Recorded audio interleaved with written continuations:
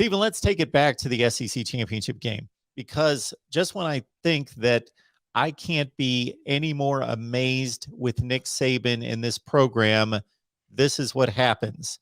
I didn't count them out of this game. I'm not going to say that I picked them to win this game, but what happened on Saturday did not surprise me whatsoever. At the same time, they were a touchdown underdog, and there were people counting them out. And we know that they struggled against the likes of LSU and Arkansas and Texas A&M and the most latest in the Iron Bowl, where they probably should have lost that game. And then they fix things, and they take on the consensus number one team in the country, and they win by double digits.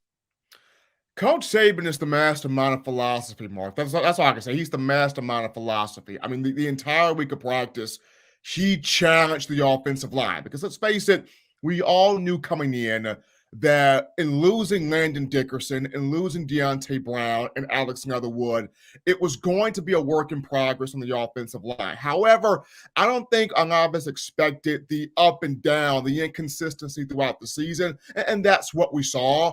And going to the matchup against Georgia, the conversation was, if Alabama is struggling with the LSUs, the Auburns, the Floridas, the Texas A&Ms, how are they going to handle 6'6", 340 Jordan Davis?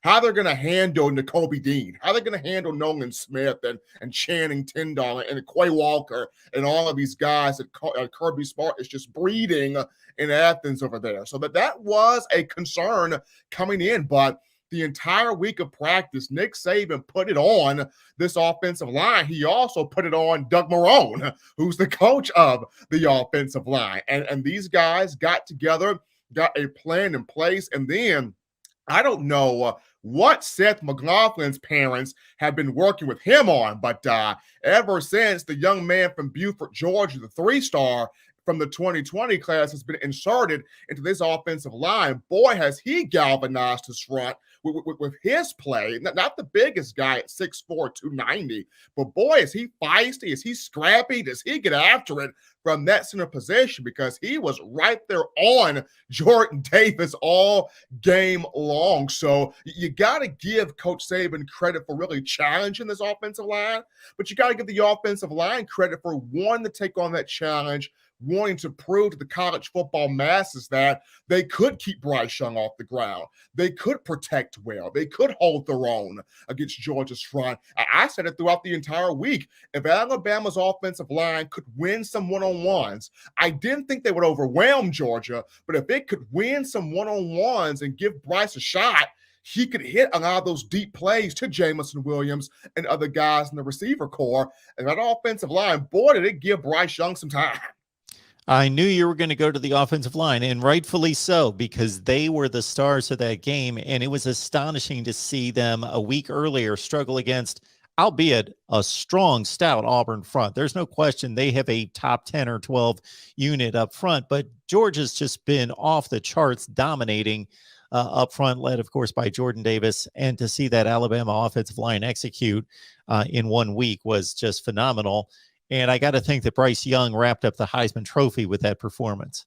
Oh, absolutely. I mean, when you look at, SEC championship game record, 421 passing yards and 4 total touchdowns in that matchup. And just for him, if you contextualize just the season Bryce has had here, Mark, you look at this, you lose a Najee Harris to the NFL. You lose a Devontae Smith and a Jalen Waddle. You lose, as I mentioned, the 3 offensive linemen in Dickerson, Leatherwood, Deontay Brown. You lose Steve Sarkisian, who did a masterful job. You lose him to the head coaching job at Texas. All of the offensive pieces that you lost. And for Bryce Young to come in here, he's got a 4,000-yard season. I mean, he's second to only Mac Jones for single-season passing yards for Alabama. He's tied with Tua Tagovailoa from 2018 for single-season touchdown passes in school history with 43.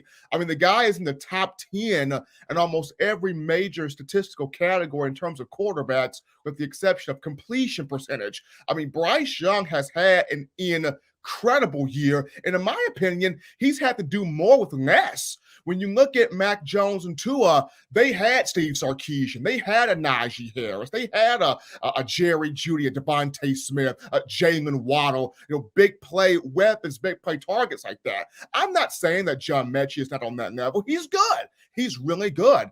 And Alabama got a godsend with Jameson Williams out of the transfer portal. But the fact that all that Alabama lost offensively, and you have a Bryce Young as a first-year starter, and he's able to be that truck, as Bucky Brooks of NFL Network would always say. You have trucks and you have trailers.